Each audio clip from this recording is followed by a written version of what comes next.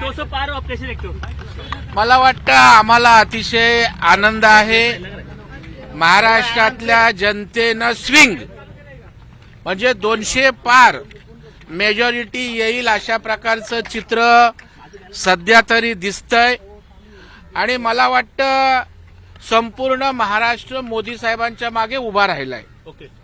संपूर्ण महाराष्ट्र देवेंद्र फडणवीस साहेबांच्या मागे उभा राहिलाय आणि त्याच्यामुळे महायुतीला एक प्रचंड असं यश त्या ठिकाणी मिळतंय। आता रडीचा डाव संजय राऊत विरोधी पक्ष खेळायला लागले की हा लोकशाहीचा विजय नाही। मला वाटतं लोकशाहीमध्ये आपण पराभव सुद्धा मोठ्या मनानं स्वीकारावा लागतो आणि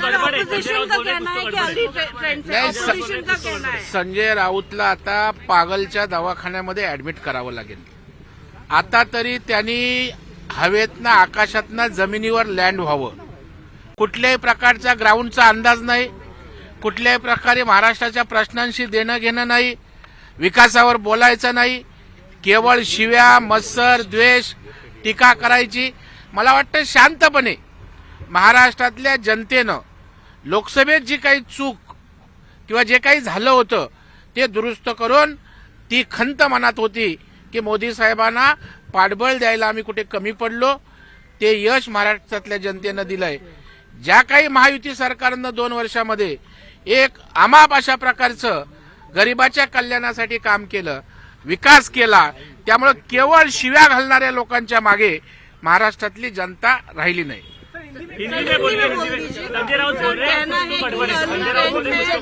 नहीं, संजय राउत अभी तो उनका विमान जमीन पे लैंड करने की आवश्यकता है। केवल गाली गलौज करके विजय हासिल नहीं होता है, ग्राउंड रियलिटी समझना चाहिए। महाराष्ट्र की जनता ने विकास के बाजू में मतदान किया। जो धर्मयुद्ध देवेंद्र फडणवीस साहब ने पुकारा था उसके लिए बड़े पैमाने पे हम सब एक हैचा नारा त्या ठिकाणी जनतेनं मान्य केला आणि मला वाटतं केंद्रात भाजप सरकार एनडीए सरकार और केंद्र में भारतीय जनता पार्टी का सरकार और राज्य में सरकार आएगा तो महाराष्ट्र और विकास की रास्ते पर तेजी से जाएगा। इसलिए जनता जनार्दन ने भारी कौल देने का निश्चय किया। आपने 200 क्रॉस किया है, महायुति ने 200 क्रॉस किया है, कैसे देखते हो इसको? मुझे लगता है हम लोग कौन से शब्द में महाराष्ट्र के मतदाता मतदारों का अभी आभार मानेंगे समझ में नहीं आ रहा है, क्योंकि हमें भी विजय की तो खातरी थी, लेकिन इतना ग्रैंड आशीर्वाद महाराष्ट्र की जनता देगी।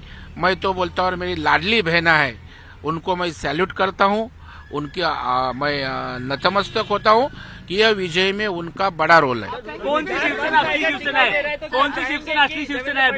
अभी कौन सी असली नस्ली इसका जवाब लोगों ने दिया है, शिव सैनिकों ने दिया है और एकनाथ शिंदे साहब के पीछे सब शिव सैनिक और मराठी जनता रह गई। फडणवीस सीएम होंगे, फडणवीस सीएम होंगे, फडणवीस सीएम होंगे। एक मैं बताना चाहता हूं कि महायुति का ही सीएम बनेगा और बट ऑब्वियस जिस पार्टी बड़ी है उस पार्टी को ज्यादा चांस रहता है और भारतीय जनता पार्टी आज 125 के आसपास जाने की शंका अपना चांसेस है और मुझे लगता है भाजपा का सीएम बनेगा तो हमारे देवेंद्र फडणवीस साहब ही इस महाराष्ट्र के मुख्यमंत्री बनेंगे। Thank you, thank you. तुमचा आयता सापडे देतो तसा आलो ते मराठीत हे आता झालं सीएम काय करतात मराठीमध्ये सीएम ते बोलतात ना, ते सीएम भाऊ ते मराठीमध्ये काय करतात यार? मुख्यमंत्री नेमका कोणाचा असेल? भाजप देखील आता 110च्या वर चालला. अर्थात भारतीय जनता पार्टी हा सगळ्यात मोठा पक्ष म्हणून पुढे येतोय। आमचा मुख्यमंत्री महायुतीचाच होईल, कुठले वादविवाद नसतील एवढं स्पष्ट आहे आणि भारतीय जनता पार्टी मोठा पक्ष पुढे आल्यानं स्वाभाविकपणे भाजपचा त्या ठिकाणी मुख्यमंत्री होणार असेल तर आमचे देवेंद्र फडणवीस साहेबच या राज्याचे मुख्यमंत्री होतील असं वाटतंय।